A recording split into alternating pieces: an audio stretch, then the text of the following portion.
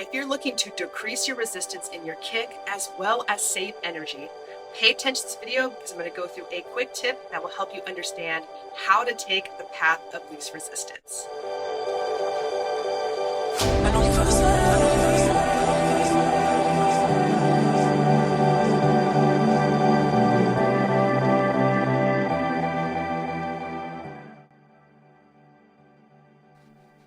Hey Swimmers, welcome back to the Swim Bites channel. I'm Coach Mandy, and in this quick tip video is on the freestyle kick and why it's so important to start incorporating a reduction in drag, how that can actually improve your speed and your efficiency.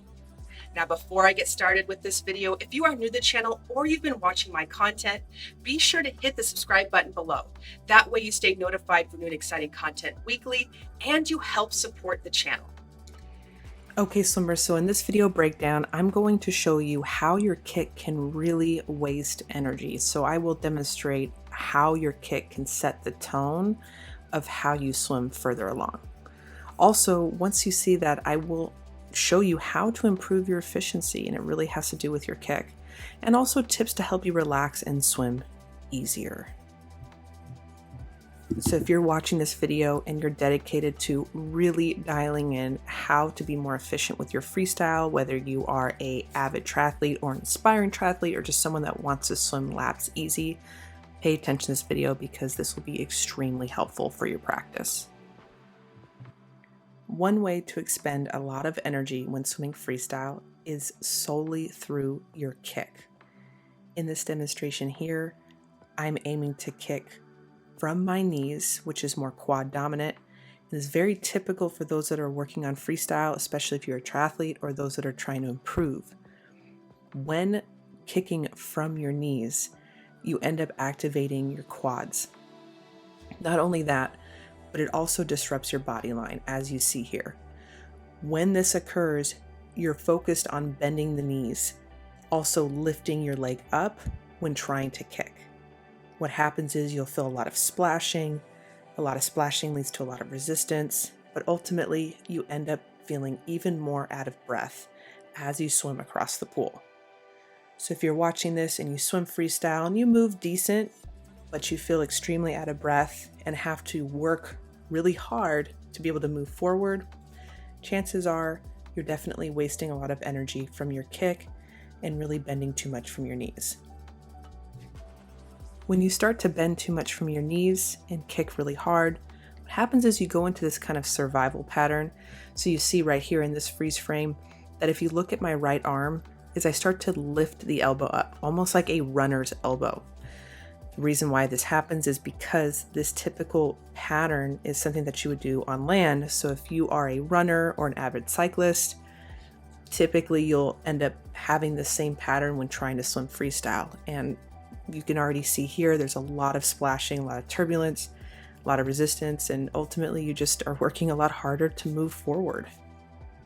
Now, if you take that same pattern and up your tempo further to try to swim faster by kicking at a higher tempo with the same exact pattern, you can see already that my body line starts to drop.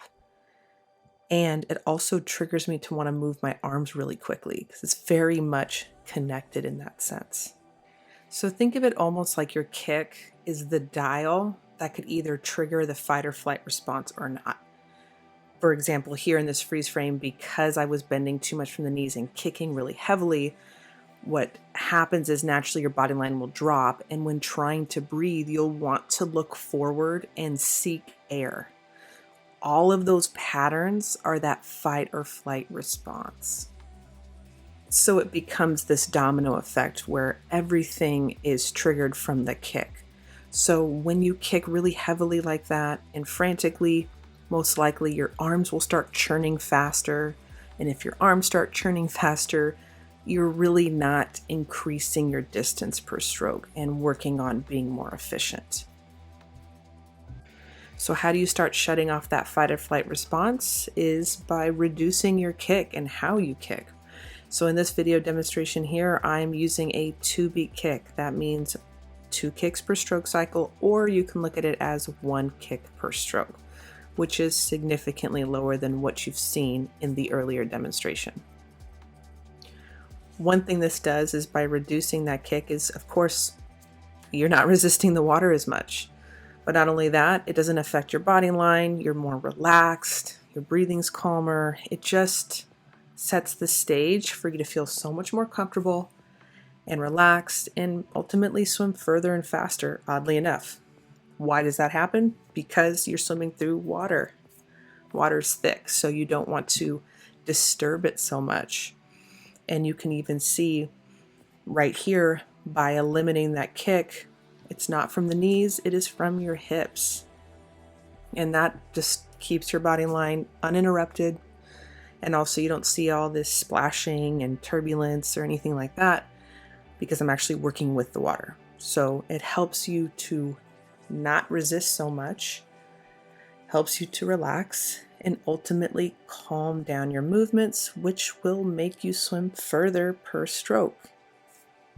Now, what you've just seen, again, going through the comparison of kicking a lot from the knees, you see all the splashing, you see how it triggers everything to feel rushed and chaotic, and you see this runner's elbow, looking forward, reaching forward, all of those patterns, fight or flight, resistance, survival swimming.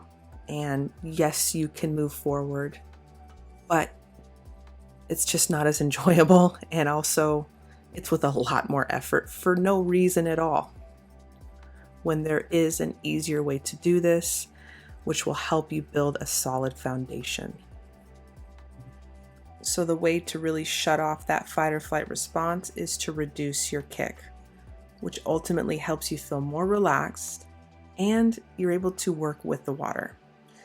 As you see in this freeze frame right here, because I reduced my kick, that now I actually have a full hold of the water, a nice catch, all because it naturally occurs by not reacting to the environment. And that's ultimately what you want your freestyle to be, is to not react to feeling that you have to survive through it. And there's a much easier way to swim through the water, and that is really getting in tune with understanding how to channel a 2B kick. Okay, swimmers, if you're watching this video and you're still wondering how to incorporate a 2B kick to take that path of least resistance within your freestyle kick, hit the pinned comments below and join my Swim Vice program today. I have a specific course that goes through detailed video drill progressions to help you execute a 2B kick and also understand how it connects within the entire stroke. All right, swimmers, enjoy your practice, and I will see you all next week.